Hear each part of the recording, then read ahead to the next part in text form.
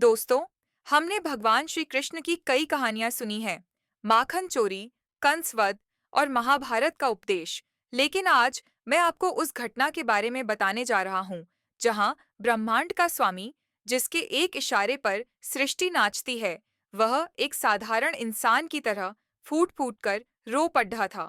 यह कहानी है उस दोस्ती की, जिसने अमीरी और गरीबी की दीवार को हमेशा के लिए ढा दिया। एक तरफ वैभव, दूसरी तरफ घोर दरिद्रता। द्वारकापुरी सोने की नगरी थी। चारों तरफ खुशहाली, महल और रत्न। वहां के राजा थे श्री कृष्ण। लेकिन इसी समय मीलों दूर एक छोटे से गांव में एक ब्राह्मण रहते थे, सुदामा। सुदामा की हालत ऐसी थी कि उनके पास तन ढकने को सही कपड़े नहीं थे और घर में 2 वक्त की रोटी के लाले पड़े थे। लेकिन सुदामा के पास एक ऐसी दौलत थी जो कुबेर के पास भी नहीं थी, और वो थी कृष्ण की भक्ति। सुदामा कभी किसी से कुछ नहीं मांगते थे, लेकिन जब बच्चों की भूख देखी नहीं गई, तो उनकी पत्नी सुशीला ने हाथ जोड़कर कहा, स्वामी, आप कहते हैं कि द्वारकाधीश आपके मित्र हैं। क्या आप एक बार उनसे मिलने नहीं जाएंगे? शायद वो हमारी दशा सुधार दें। सुदामा के मन में लालच नहीं था, पर अपने मित्र से मिलने की तड़प जग गई। उन्होंने कहा, मैं जाऊंगा, पर मित्र के पास खाली हाथ कैसे जाऊं? घर में कुछ नहीं था, तो सुशीला ने पड़ोस से 4 मुट्ठी तंदुल, कच्चे चावल मांगकर एक फटे कपड़े में बांध दिए। द्वारका की डगर और वो फटी पोटली सुदामा पैदल ही निकल पड़े। पैरों में छाले पड़ गए, शरीर थक कर चूर हो गया, लेकिन जुबान पर एक ही नाम था, कृष्ण। जब वो द्वारका के मुख्य द्वार पर पहुंचे, तो वहां के पहरेदारों ने उन्हें रोक दिया। फटे हुए कपड़े, धूल से सना शरीर और हाथ में एक छोटी सी पोटली। पहरेदारों को लगा कि कोई भिखारी आ गया है। सुदामा ने कांपते हुए कहा, भैया, अंदर जाकर कह दो कि तुम्हारा मित्र सुदामा आया है। जैसे ही द्वारपाल ने अंदर जाकर कृष्ण से कहा, प्रभु, बाहर एक दीनहीन ब्राह्मण खद्दा है, अपना नाम सुदामा बता रहा है।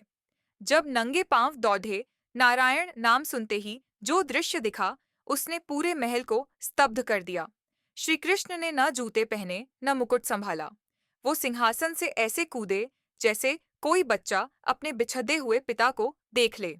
वो नंगे पांव महल की गलियों में दौड़ने लगे।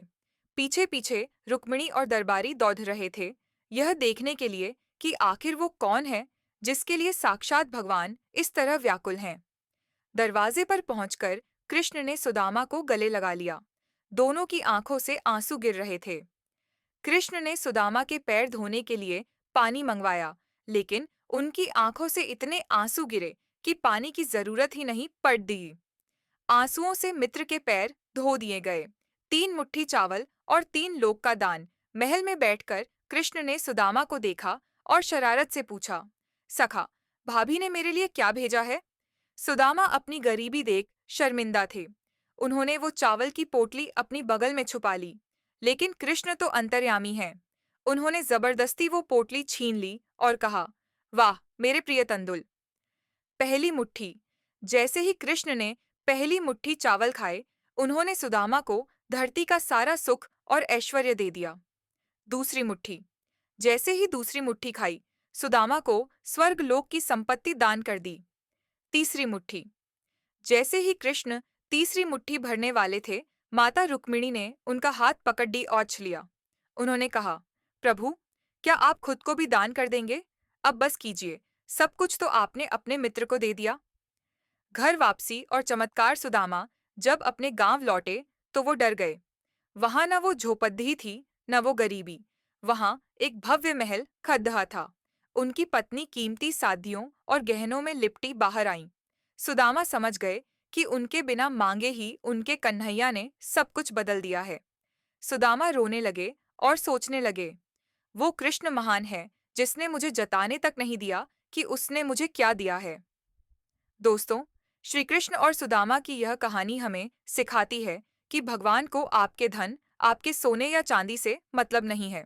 उन्हें मतलब है तो सिर्फ आपके भाव से। सुदामा ने कभी नहीं मांगा, लेकिन कृष्ण ने सब कुछ दे दिया। सच्ची मित्रता और सच्ची भक्ति वही है जहां शब्द खत्म हो जाएं और प्रेम बोलना शुरू करे। अगर आपके पास भी कोई ऐसा मित्र है, या आप कृष्ण के भक्त हैं, तो कमेंट्स में जय श्री कृष्णा जरूर लिखें।